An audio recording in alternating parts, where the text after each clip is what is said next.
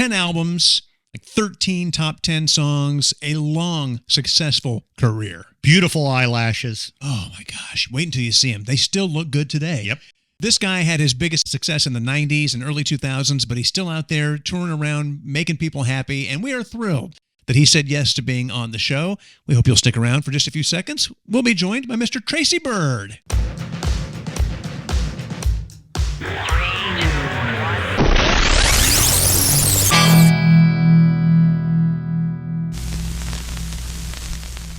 Known this guy longer than we care to say. And yeah. So excited that he said yes to this. We have hung with each other many times. Tracy's played special shows for us when we were in San Diego. I don't mind saying it. Easily cracks our top 30 of favorite Texas country artists. Oh, sure. Absolutely. I made top 30, man. Yeah. Cracked the top 30. Pretty strong. It's good to see you, man. How you doing?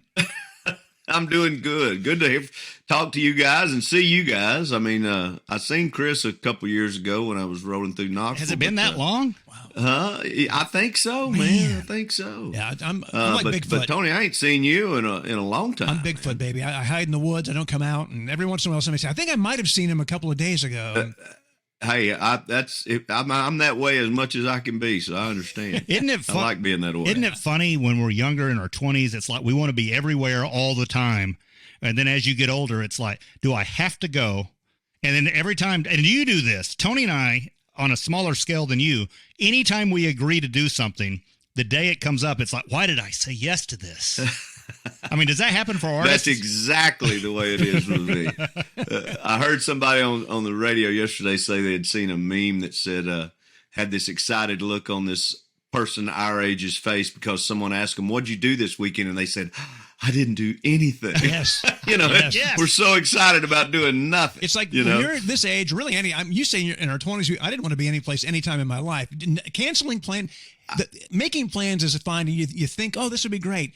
But canceling plans is like drugs. It feels so good.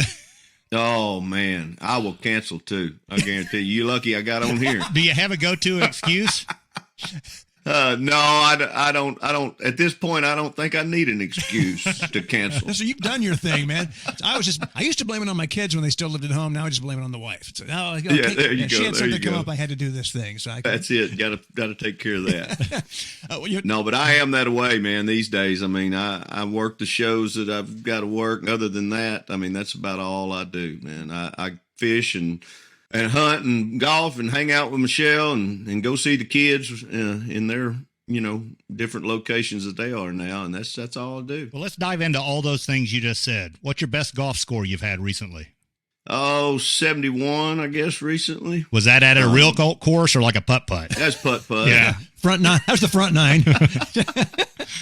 No, that was here at home at the country club. Okay, nice. Very good. What is a good golf score? I haven't played golf in 30 years. Well, par at most courses is 72. Okay. Ours is actually at his par 71 course. So, Oh, nice. but there's guys that shoot a lot higher, but there's a lot of guys I play with that shoot a lot lower. And there's a lot of liars out there too. And there's a lot of liars. That's true. That's true. That's true. Now, are you a gambling man? Do you make bets when you play, or you just play for fun? Well, we play these little games, where nobody can get really that hurt. You might lose $20 or $30, and you might win $20 or $30. Gotcha. It's really more for the bragging rights. Gotcha. Okay. Gotcha.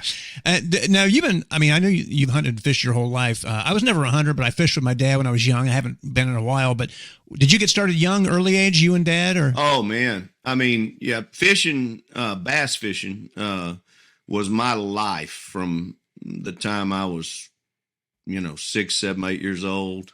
And my dream, I had two dreams: to either become a professional bass fisherman or a country singer. And I picked the right one because the bass fishing is there. It's hard to say, but it's harder than the country music. I believe those guys, they sleep in the back of their trucks and sleep in campers, and to really make any money in that business, you got to be one of the top guys. So I picked the right one, but these days I'm living my dream anyway, and I got to live it through the years too, because I ended up hosting the Bassmasters Classic final day weigh-in at one point, and seeing all these heroes of mine, that fishing heroes of mine, and So I got to live it in a certain, in a different aspect, I guess you'd say. And I played several shows for different big tournaments and things like that. But when you're meeting your fishing heroes, do you think back to like when people are meeting you and they're excited because they've, listened to your music and they're fans, and then you're meeting these folks? Were you like thinking in your head like, hey, this is how people react around me? No, I've never thought like that. I don't think like that, and I never have, and I don't try not to think like that. That's just not how I'm made. I just never did think that way. But I can almost assure you that when I met some of my heroes in fishing, I was a whole lot more excited than anybody was when they met me. I'm too neurotic. I just assume nobody wants to meet me ever. It's just, they're just doing this to be nice. After they meet you, they may feel that way. I'm just glad they come to the shows, right? Man. I'm just glad they come to the shows. Speaking of the shows, that was one of the things you listed there. About how many shows a year are you doing? We did right about 95 last year, and I'm holding it at 80 this year, and I'm gonna try to make myself do 80 next year, and then I'm gonna cut it in half. And start my semi-retirement at the age of 58. Nice. I was going to ask, and I'm not pushing you out of the business because we love the seeing you out there. We love your music, but I was wondering, like, how long do you think you'll still want to do this? And you already answered the question. I got off the road at the end of 2009 for about 2.5 years and didn't do anything. And I realized that as tired and burned out as I was then, and as much as I needed that break for me and my family, but I also realized that I really can't picture never doing this. Right. Yeah. In some form. So that's why I'm thinking, that I'll just scale it back and still work some shows, because I still love it. I still love the couple hours on stage. It's everything else that I don't love. It's all the travel and getting there and getting back home and being away from home. And it's just, I've been doing it for so long that I just, I want a little more balance in it. And, but it's so good right now out there for us 90s guys that I'm going to kind of take advantage of it for another year or so. Yeah. And then cut it back a little bit. And so I'll always probably do, 30, 40 shows a year. I mean, but you get to pick and choose at that just point. You can make it easier on yourself. Yeah. You pick the ones that work for you, and the ones that don't, and you don't do. I'm still surprised that there hasn't been like a theater or something put in downtown Nashville where they can get you 90s guys, as you said, and do residencies. Where like you could come in for 2 weeks or 3 weeks. That would be that's a pretty cool idea, actually. I've never thought of that, but I would be certainly down for something like that. I mean, I guess Branson was kind of that way for some of the older guys back in the day. Yeah. I remember Mel Tillis, when he had his theater there, he told me he calls Branson Heaven's Waiting Room.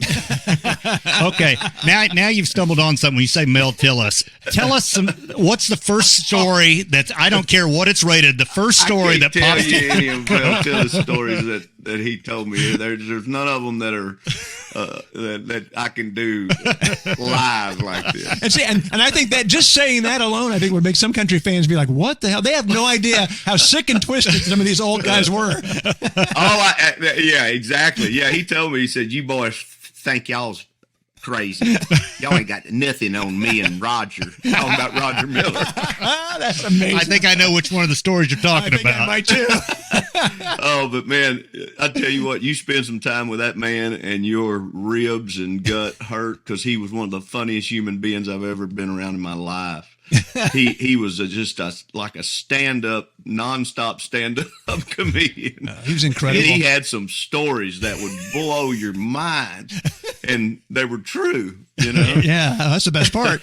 I've heard some of those stories over the years, and you have hung out with such royalty. They don't really have that kind of royalty coming up right now. Like, I don't see a lot of these artists 40 years from now, people going, "My goodness, it was so great. I got to hang with this," because it's such a machine.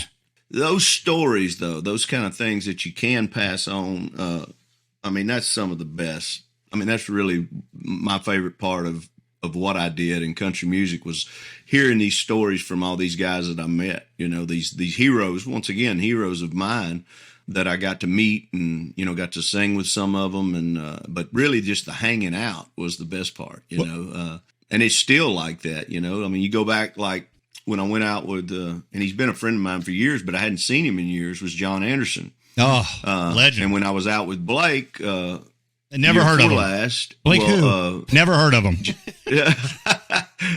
We had Trace on the Trace obviously was on the shows, and Trace had to leave to go film that terrible show. That show that whatever. Yeah, he told me then it was terrible, and he hadn't even started it yet. But me and John sat for hours, and John just started telling stories, and I mean, John's been around, a long time. Yeah. And he knew a lot of those guys, those other, guys that were even older than he was. He knew them, in the back in the day when they were all working together. And it was just sitting around with those stories is like the best. That really is, if you could get those stories told somewhere, that would be a thing that people would love to tune into. I was going to say that would be something if Tony and I ever get the money to get a documentary film, just go get artists to tell their favorite story from the road in the day. Oh, and just put it together. I think it would be awesome. I love the idea, and I think there would be a huge audience for that. I think, honestly, there would be some people who would definitely be shocked at the world of country music. Because, I mean, it is a world that is so much different and has been made to be different, than rock or rap or all these other things. And I think some people have the idea that, everybody in country music has always been so wholesome. I think they might wet their pants if they knew some of the things that happened. Yeah. No, it was pretty wild for a lot of guys. And gals, too. Yeah. It wasn't just I was going to say, we got stories on both sides of that fence. Come on. But out of all those old guys that are no longer with us, who's your favorite? Music-wise. Haggard. Yeah, Haggard and Jones too. But there was always, when I was growing up, it was in our family anyway, in our extended family, all my cousins, my uncles, and everything. There was always this Haggard and Jones argument. Who's the best? And I got to admit, even though Jones is from my hometown, I always fell on the Haggard side because I just was a Haggard guy. I couldn't sing right like Jones because it was so good and so hard, but Haggard fit perfect for me. So I just found myself always singing Haggard songs. And but I'm actually headed to Alabama in a couple of weeks to do the George Jones Still Playing Possum show, and that they're going to film and televise at some point. But there's a bunch of us, about 20 of us, doing the George Jones Still Playing Possum show in Huntsville, Alabama, in a couple of weeks. Oh, that's cool. Fantastic. So I'll be singing a couple of George Jones songs at that. Do you get to pick, or are they telling you what ones they want? No, I got to pick of what was left, by the time I got to it. What would you have picked, and then what did you pick? What do you want to say? I would have probably picked Still Doing Time and probably One Woman Man is my up-tempo number. Nice. But those were already, I don't know who's doing them, but somebody had already claimed those. And so I'm doing Love Bug as my up-tempo number, which a lot of people said the George Strait song. I said, well, it was it was a George Jones song long before, in 1965, long before it was a George Strait song. But and another little tidbit, and not in the studio recording Jones did. That's Paycheck singing harmony behind him on that song. Oh, wow. No kidding. How did either one of them get out of that studio alive? Oh, man. Can you imagine that session? Oh, my God. It probably took them a week just to do one song. But so I'm doing that, and I'm doing Once You've Had the Best. Oh, nice. Love that song. My ballad number. Yeah, it's a great one. I was glad it wasn't taken. So excellent. But that's a good one. Fantastic. It's such a cool thing to have the career you've had and the success you've had, and then to just get to do things like this that I would think are it's just like recreation. It's like, let's go out for recess and we're all going to get together and sing some George Jones songs. I mean, that's awesome. Yeah, it is. But once again, I mean, that's how, I don't know what the word would be that I am now, but Nancy called me and left me a voicemail, and I hadn't heard from her ever. And then I just forgot to call her back. And so about 3 weeks later, she texts me and she goes, Tracy Byrd, Nancy Jones, you did not call me back, and that is very unlike you. You better call me back. And so I said, oh, shoot, I better call Nancy. So I called her, and she was like, I want you to do the Still Playing Possum thing. And I was like, oh, I'd be glad to. So I'm glad she got on my tail and chewed me out and made me call her so I could do this thing. There's just a surreal thought in the first place to think, wow, George Jones, your wife called and chewed me out to make me. I'm still thinking about you when you said that they're like, the George Strait song. And it's like, well, no, because that drives me nuts. People do that with Old Red. Oh, right. George, that was a George Jones song. That's where in fact, the whole scenario was like this. When 6 Foot Deep, 6 Foot Down was the name of the record, and it had came out, and me and Chestnut were still playing together at Cutter's. And Wow. And on the break, Chestnut said, "Come out to my truck. I want to play you this song on that new George Jones album." And I said, "All right." And he went out and he played me Old Red. And I thought, what a cool song, man. So then fast forward all those years later, and Renee Bell over at RCA was like, we were about to cut a record, and Renee said, "Is there anything like off the wall, like cover song or something that you would want to cut?" And she said, "We could just throw in the mix." And I said, "Yeah." I said, "There's a song called Old Red." So she calls the publisher to tell them that we're going to be cutting Old Red. And she don't no more than hang up with them. And Bobby Braddock calls her, and he's like, Renee did Bobby Braddock. "Oh my God, y'all can't cut Old Red." And she goes, "Why?" He goes, "Because I'm cutting it on Blake Shelton. We already cut it." Oh, and, wow. and so Renee calls me and goes, evidently, and Blake and I had not met at this point. Not, become friends like we did, Right. but we knew who each other was. But so I was like, "Man, well, let him have it." I said, "If it's going to be their single and everything," I said, "I'm not going to, I wasn't planning on doing anything like that with it." I said, so let them have it. So that was kind of how me and Blake met. Eventually was over that. And, but yeah, that was, but Chestnut played that for me way back then, and probably 88, 89. I don't remember when that album came out, but that was the album too. That was Jones's last album on Columbia or CBS. And he was so mad at him that he was going out on the road and he wasn't playing any of the songs, and he was telling all the audiences, "Do not buy this album." Oh, he was telling them, "Don't buy. That's I don't amazing. want you to buy my new album. Please don't buy my new album." It's a bold strategy. That's how mad he was. I guess when you're George Jones, you can do that. That's You're amazing. talking about Chestnut. We got to get him on the show because it's a little known fact. Chestnut's not a country boy. He's from New York. That's all a persona. Yes. He fakes all that. Yeah, boy. Can you? I mean, I don't even know if Chestnut's ever been to New York. You're talking about the song where they called you and said, "Don't cut that." You've got a couple of stories we've heard over the years. I mean, didn't you you wanted a song to be a single, Making Memories of Us, correct? Right. And you wanted that to be a single, and some other people were like, "Yeah, I don't know if that's a single." And then Keith Urban cut it. Then of course Keith puts it out and has a smash on it. Same thing with Johnny Cash. I cut that. Oh yeah, Aldine on my greatest hits album, and put it on there as one of the 2 news things we put on there, and they didn't want to do that one either. And of course, Jason Aldean had hit on it. Man, Is it? I mean, I know it's frustrating.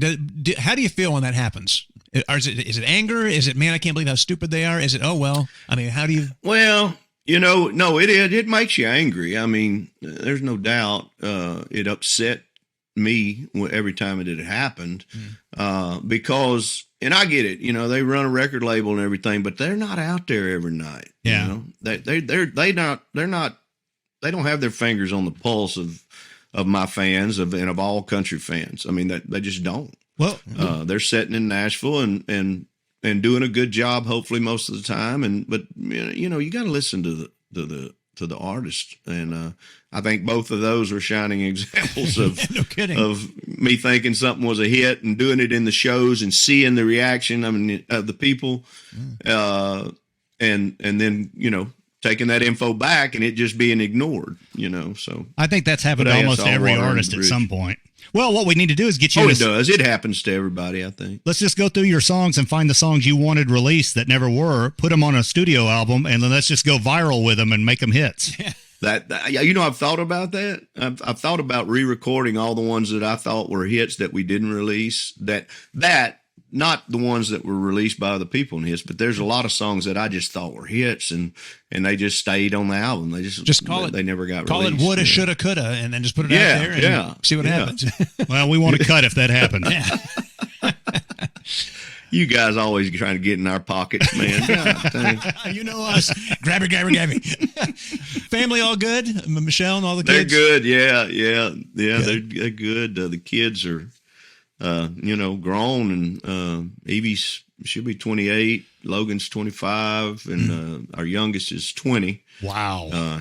And they're all out doing their own things and making lives for themselves. Evie got married last fall, and we had just a beautiful, wonderful wedding. That's great.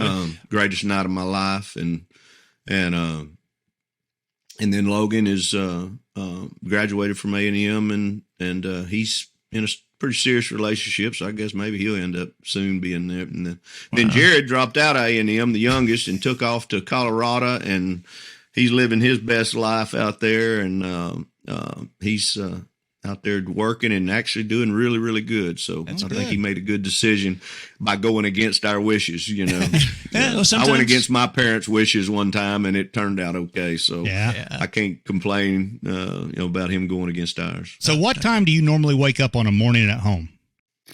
6:37. Okay. What time in the day has Michelle had enough of you? 7:30, 7:45. Okay, so it's about the same. Okay, I was just checking. Yeah, AM. Yeah. Exactly. Make sure we're clear on that. It's about the same, man. Yeah. About the same. Well, Tracy, man, we are thrilled that we appreciate you took the time to talk to us. We know you got other things going on, and I'm glad that hopefully the regret isn't too high that you actually followed through and showed up. No, for you guys any day, man. Y'all the best. Well, let's get together soon. Good times. Let's do it. Let's do it. Alabama's doing a June Jam. Maybe if you get the invite down there, we're trying to see if we'll MC it. Oh wow! I heard they were doing another one, but I didn't. Wasn't for sure. I'll tell you when I say how it's put together. I text Heath the minute the press release hit, and Heath was like, "I just found out moments ago." Oh. So we'll see. It might still be on shaky ground. I'm not sure. Yeah, that sounds like my organization right there. Well, give our best to Michelle, and thank you, man. We love you. Oh man, love you guys too. Thank y'all. I appreciate it. Right. See you soon.